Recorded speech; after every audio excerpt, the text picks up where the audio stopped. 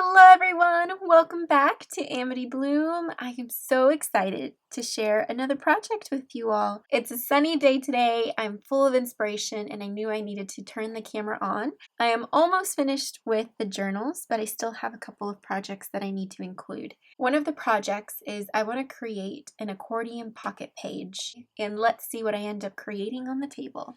So I have two different accordion pocket pages that I want to create.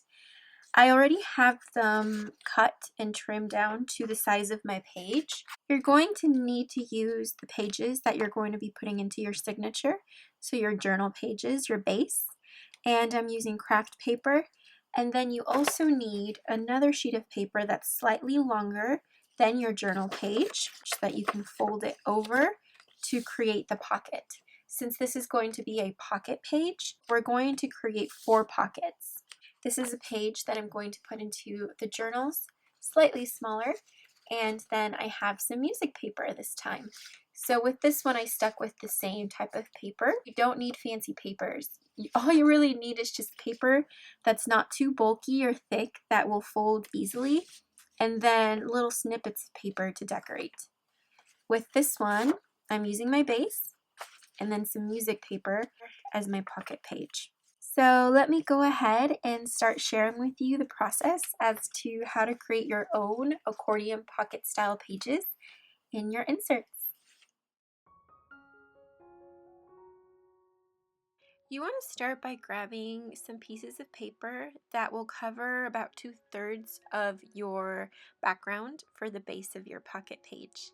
You can use little mini scraps. It will take you a little bit longer, but I find that if you use, half sheets of paper, it tends to give a prettier look in the end. I like to cut off the edge that you won't even be able to see because I'm a paper snob and I don't like to waste my paper if it's not even going to be visible. Make sure you use a bone folder to get rid of the air bubbles when you're gluing down your pieces of paper.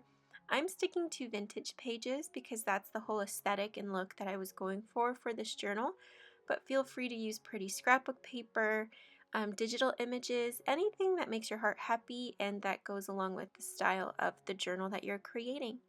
So the whole point of this is to cover up the background that you're going to see in the back and then also on the front flip. And I like to use wax paper when I'm gluing. You can use Mod Podge as well instead of a glue stick. But I like to use the wax paper so that none of the glue gets on the papers in the back. And then I'm using a scrap piece of piano paper just because it goes along with the vintage aesthetic that I have going on. You could even put fabric on that front pocket flip. Some thin cotton, anything would really work because you're treating it just like paper. So now moving on to my other accordion pocket page, I'm using the music paper as the base, and I thought there was too much music notes going around, so I grabbed some vintage ledger and a vintage book page to decorate the flat portion that's going to turn into our pockets. I zoomed you guys in a little bit so that you can see a lot better. I'm just using the scraps that I have, nothing fancy, and it's not difficult at all. It's really just how you want to collage your papers and the color scheme that you want to give your accordion pocket page. And if you just want to keep the base simple, so just using that music paper or just craft cardstock, you could do that as well. You don't have to go through the effort of collaging all your papers together. What I'm doing now is I'm taking little snippets of scrap paper. I think this is from some piano paper that I had. It looked like vintage masking tape, which is what I liked, and it wasn't glossy. And I'm using little elements to put on top of my collaged pages just to have more emphasis on those bottom pages so that it doesn't look completely flat. It's weird, but when I add these little scraps of paper, especially if they're embossed or if they're embellished in some way, it adds kind of like a three-dimensional effect to your pocket page, and it gives it more contrast and some more definition. I like to use some Mod Podge right on top of those little snippets just to make sure that they don't raise up when we're going to go into fold and to create our pockets. And now for the fun part, playing with some paint. Now of course you can completely take this step out if you just want to play with paper. But because the whole theme of the journals was more on the mixed media side, I did paint a lot of the pages for these journals. and I wanted to kind of antique it a little bit more and distress it with some cream and some light brown paint. So I'm taking the white paint first and I'm just going through the edges and brushing on a light coat of paint. I don't like to go overboard and cover up everything, as I find like the little symbols and the fountain pen ink on the ledgers and the blue font on the piano paper. Those are indications that you're using antique papers and real papers. So I don't like to cover those things up. They're kind of like little symbols of antiquity when you're creating your crafts. So I'm using the brown paint to distress it a little bit more, and this is what they end up looking when you distress with paint. You can also go over it with distressed inks on the sides if you want a more grungy effect as well. So it's really up to you if you want to distress it in the first place. You can leave it blank if you'd like to, of course.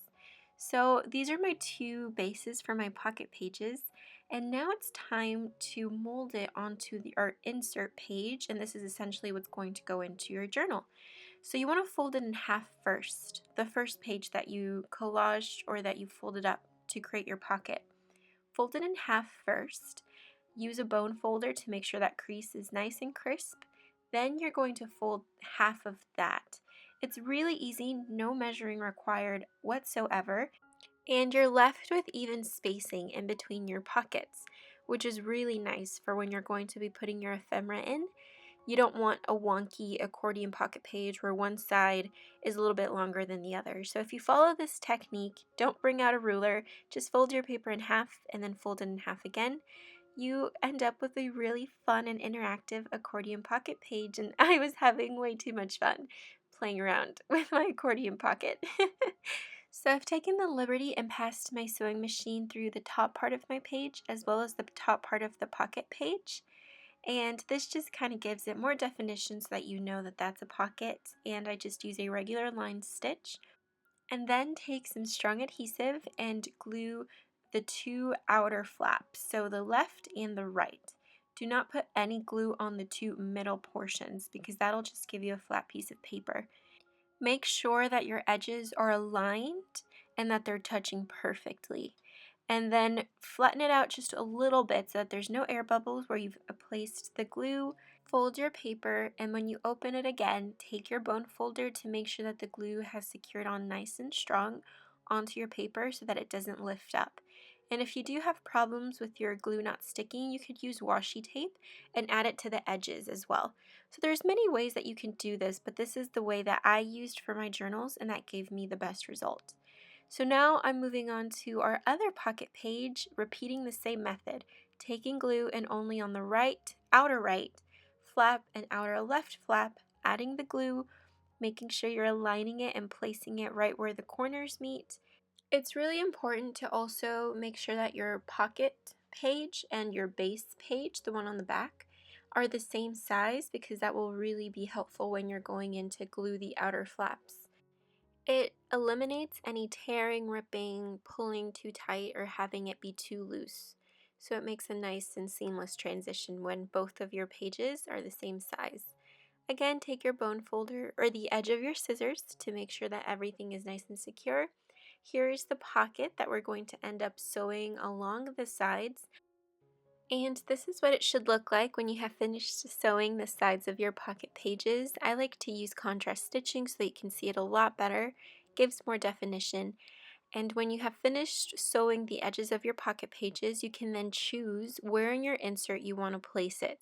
I like choosing in the safe places the middle of your signature where the strings show. Glue the entire back piece, so the craft paper piece, onto your insert page. Or you can take your accordion pocket page without the craft base and glue it directly into your middle signature. Whatever is easier for you. For me, the process that I like to do is I like to create my accordion pocket pages prior to filling and finishing up my signatures. This just gave me free roam as to where I wanted to include them and how they looked before I adhered it permanently into my journal pages. So now I'm giving you some ideas as to how you can fill out the pocket pages, as they are very narrow, using things as labels, little stickers, scraps of paper, custom tags that fit into the size and dimensions of your pocket page. any little treasures that you'd like to include. So I really hope that you guys enjoyed this video. Check out my previous video where I showcase it completely decorated in my finished journals. I will also include some pictures for inspiration. I encourage everyone to try this project out. It is super easy to make, and perhaps you can come up with a different way of how to create it as well. So until next time, I hope you have an amazingly creative day full of peace and love, and I will see you guys very soon. Bye-bye!